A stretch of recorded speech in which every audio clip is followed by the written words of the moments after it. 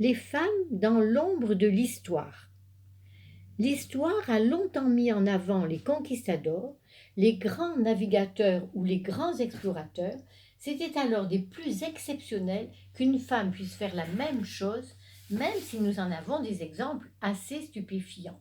Mais là où elles se trouvaient, elles accomplirent elles aussi des prouesses. Ce passé du XVIIe siècle, où dans un autre temps, les Français ont traversé l'Atlantique pour aller bâtir un nouveau pays, celui de la Nouvelle-France, est une extraordinaire épopée qui fait entièrement partie de l'histoire de la France. La présence des femmes a mis un peu de temps avant de se glisser parmi ces premiers pionniers, mais elle a été primordiale.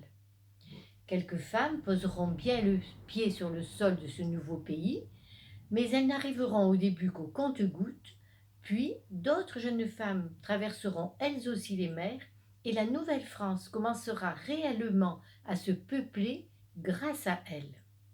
Toutes ces femmes ont œuvré avec le même courage et le même enthousiasme dont ont fait preuve les hommes, que ce soit les explorateurs français, les coureurs des bois, les soldats venus de France ou les pères missionnaires au fin fond des forêts.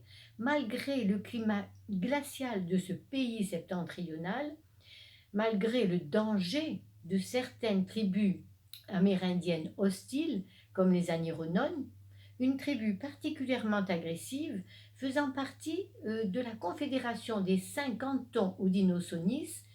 Ces Haudenosaunee étaient appelés Iroquois par les Français. Et malgré les Anglais qui ne cessaient de convoiter la Nouvelle-France et faisaient tout pour s'en emparer. Ces femmes n'ont pas toutes été des héroïnes dont les œuvres ont marqué l'histoire ou la littérature, mais elles ont mené en Nouvelle-France de génération en génération la famille, elles ont travaillé le sol aussi dur que les hommes, élevé leurs nombreux enfants, transmis et préservé leur langue maternelle française, tout comme leur foi catholique, tout en priant dans les petites églises des bords du fleuve.